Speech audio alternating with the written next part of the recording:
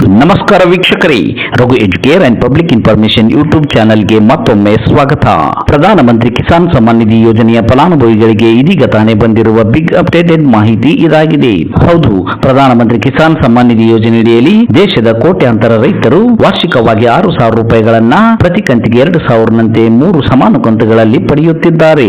ಇಲ್ಲಿಯವರೆಗೂ 22 ಕಂತುಗಳವರೆಗೆ ಹಣವನ್ನ ಪಡೆದುಕೊಂಡಿರುವಂತಹ ರೈತರು ಇದೀಗ 23ನೇ ಕಂತಿನ ಹಣಕ್ಕಾಗಿ ಕಾಯುತ್ತಿದ್ದಾರೆ. 23ನೇ ಕಂತಿನ ಹಣ ಯಾವಾಗ ಬಿಡುಗಡೆಯಾಗುತ್ತದೆ ಎನ್ನುವಂತಹ ಪ್ರಶ್ನೆ ರೈತರಲ್ಲಿ ಮೂಡಿದೆ. ಹೀಗಾಗಿ 23ನೇ ಕಂತಿನ ಹಣ ಬಿಡುಗಡೆಯಾಗುವ ದಿನಾಂಕ ಹಾಗೂ ರೈತರು ಯಾವೆಲ್ಲ ಕೆಲಸಗಳನ್ನ ಮಾಡಬೇಕು ಎನ್ನುವುದರ ಬಗ್ಗೆ ಸಂಪೂರ್ಣವಾದ ಮಾಹಿತಿಯನ್ನ ಈ ವಿಡಿಯೋದಲ್ಲಿ ತಿಳಿಯೋಣ. ಹಾಗಾಗಿ ನೀವು ರೈತರಾಗಿದ್ದರೆ, ರೈತರ ಮಕ್ಕಳಾಗಿದ್ದರೆ ಈಗಲೇ ಈ ವಿಡಿಯೋಗೆ ಲೈಕ್ ಮಾಡಿ ಸ್ಕಿಪ್ ಮಾಡದೆ ವಿಡಿಯೋವನ್ನ ಕೊನೆವರೆಗೂ ನೋಡಿ ಮಾಹಿತಿಯನ್ನ ತಿಳಿದುಕೊಳ್ಳಿ.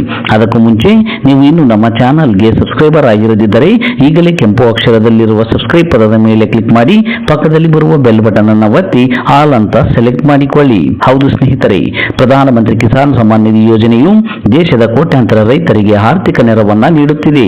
ಇಲ್ಲಿಯವರೆಗೂ ಈ ಯೋಜನೆಯಡಿಯಲ್ಲಿ ರೈತರಿಗೆ 22 ಕಂತುಗಳವರೆಗೆ ಹಣವನ್ನ ನೀಡಲಾಗಿದೆ. ಪ್ರತಿ ಕಂತಿಗೆ 2,000 ರೂಪಾಯಿನಂತೆ ಒಟ್ಟು 44,000 ರೂಪಾಯಿಗಳ ಹಣವನ್ನು ರೈತರು ತಮ್ಮ ಬ್ಯಾಂಕ್ ಖಾತೆಗೆ ನೇರವಾಗಿ ಪಡೆದುಕೊಂಡಿರುತ್ತಾರೆ.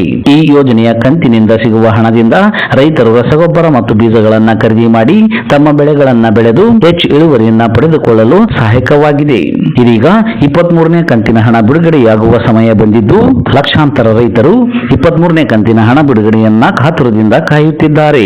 ಪ್ರತಿ ವರ್ಷದಂತೆ ಈ ವರ್ಷವೂ ಕೂಡ ಈ ಕಂತಿನ ಹಣವು ಜೂನ್ ಅಥವಾ ಜುಲೈ ತಿಂಗಳಿನಲ್ಲಿ ಬಿಡುಗಡೆಯಾಗಬಹುದು ಎಂದು ಹೇಳಲಾಗುತ್ತಿದೆ.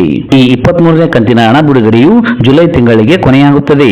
ಹೀಗಾಗಿ ಜುಲೈ ತಿಂಗಳಲ್ಲಿ 23ನೇ ಕಂತಿನ ಹಣ ರೈತರ ಖಾತೆಗೆ ಬಂದು ತಲುಪುವ ಸಾಧ್ಯತೆ ಇದೆ ಎಂದು ಹೇಳಲಾಗುತ್ತಿದೆ. ಜೂನ್ ಅಂತ್ಯದಲ್ಲಿ ಅಥವಾ ಜುಲೈ ಆರಂಭದಲ್ಲಿ ಬಿಡುಗಡೆಯಾಗಬಹುದು ಎಂದು ಹೇಳಲಾಗುತ್ತಿದೆ. ಆದಾಗ್ಯೂ ಕೇಂದ್ರ ಸರ್ಕಾರದಿಂದ ಅಧಿಕೃತವಾಗಿ 23ನೇ ಕಂತಿನ ಹಣ ಬಿಡುಗಡೆಯಾಗುವ ದಿನಾಂಕ ಪ್ರಕಟವಾಗಿರುವುದಿಲ್ಲ.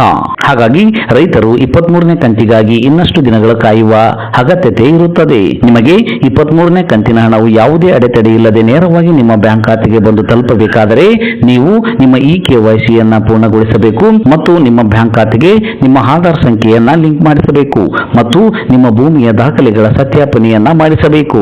ಈ 3 ಕೆಲಸಗಳನ್ನ ತಪ್ಪದೆ ಮಾಡಿಸಿದವರಿಗೆ 23ನೇ ಕಂತಿನ ಹಣವು ಯಾವುದೇ ಅಡೆತಡೆ ಇಲ್ಲದೆ ನೇರವಾಗಿ ಅವರ ಬ್ಯಾಂಕ್ ಖಾತೆಗೆ ಬಂದು ತಲುಪುತ್ತದೆ. ಇದಿಷ್ಟು ಇವತ್ತಿನ ಪ್ರಮುಖ ಮಾಹಿತಿಯಾಗಿದ್ದು, ಆದಷ್ಟು ಈ ಮಾಹಿತಿಯನ್ನ ಎಲ್ಲ ರೈತ ಬಾಂಧವರಿಗೂ ತಲುಪುವವರೆಗೂ ಫೇಸ್ಬುಕ್ ಮತ್ತು ವಾಟ್ಸ್ಆಪ್ ಗ್ರೂಪ್ಗಳ ಮೂಲಕ ಮರೆಯದೆ ಶೇರ್ ಮಾಡಿ. ಈ ವಿಡಿಯೋವನ್ನ ಕೊನೆವರೆಗೂ ನೋಡಿದ್ದಕ್ಕೆ ಧನ್ಯವಾದಗಳು. Thanks for watching this video. Please subscribe for more videos. If you like this video, click the like buttons and give your comments.